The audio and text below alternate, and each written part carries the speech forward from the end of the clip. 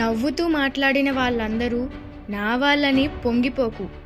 ఏమో ఎవరికి తెలుసు ఆ నవ్వు వెనక ఎన్ని కుట్రలు కుతంత్రాలు దాగి ఉన్నాయో.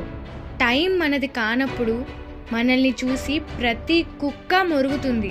ఓపికతో ఉండాలి. కాలం చాలా విలువైనది. మనం టైం వచ్చినప్పుడు కొడితే దిమ్మ తిరిగి బొమ్మ కనబడాలి. నీ మంచి కోరే వాళ్ళకి నువ్వు ఏం చేస్తున్నావో తెలియాలి. నీ చెడు కోరే వాళ్ళకి నువ్వు ఏం చేయగలవో చూపించాలి. అబద్ధం చాలా అందంగా ఉంటుంది. కేవలం నిజం తెలియనంత వరకే. ఇక్కడ ఎవ్వడూ నీకు ప్రత్యేకంగా విలువ ఇవ్వరు. దాన్ని నువ్వే సంపాదించుకోవాలి.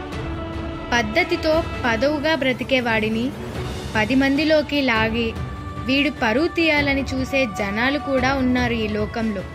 కష్టం ఊహించని విధంగా ఉంటేనే ఫలితం ఆశించిన విధంగా ఉంటుంది. నిజాయితీగా ఉండేవారు ఎప్పుడూ పొగరుగానే ఉంటారు. కారణం ఒక్కటే, వాడికి నటించడం రాదు. ఇప్పుడిప్పుడే నేర్చుకుంటున్నా. అనవసరమైన వాటికి నో చెప్పడం, నటించే వాళ్ళకి దూరంగా ఉండడం, నా గురించి నేను ఆలోచించడం, ఒంటరితనాన్ని ఆస్వాదించడం. జీవితంలో ఒక్కసారైనా ఓడిపో, ఒక్కసారైనా మోసపో. జీవితం ఎలా జీవించాలో నేర్పుతుంది. మాటి మాటికి జరిగితే చుట్టూ చావులు కూడా అలవాటైపోతాయి. మనిషి బలం ధైర్యంలో కంటే అలవాటు పడిపోవడంలో ఎక్కువ ఉంది అనుకుంటా. సంపాదిస్తున్నంత కాలం అందరికీ మనం ఆత్మీయులమే. ఒక్కసారి ఆ సంపాదన ఆగిపోతే నీ దగ్గర వాళ్లకు కూడా పరాయివాడివే. సంతోషం ఎలా ఉంటుందని అనుభూతి చెందే లోపే బాధ ఎలా ఉంటుందోనని చూపిస్తున్నది జీవితం. గతంలో విమర్శించి దూరమైన వాళ్ళకి భవిష్యత్తులో దూరం నుండి చూసే అవకాశాన్ని మాత్రమే కల్పించు. అన్ని అనుభవాలను నేర్పేది ఒక మధ్యతరగతి జీవితమే. కొన్నిసార్లు వాదించి బాధపడడం కన్నా తప్పు నాదే అని మౌనంగా ఉండడమే చాలా మంచిది.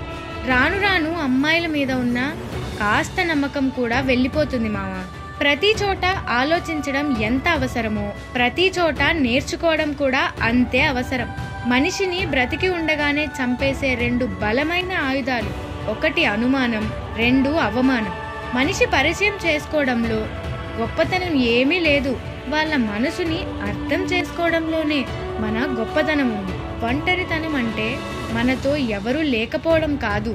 మనతో ఎంతమంది ఉన్నా మనల్ని అర్థం చేసుకునే వాళ్ళు లేకపోవడమే అసలైన ఒంటరితనం. కత్తిని ఎంత సున్నితంగా వాడినా కూడా దానికి నరకడమే తెలుసు. అలాగే కొందరిని ఎంత ప్రేమించినా మనసు గాయపరచడమే తెలుసు.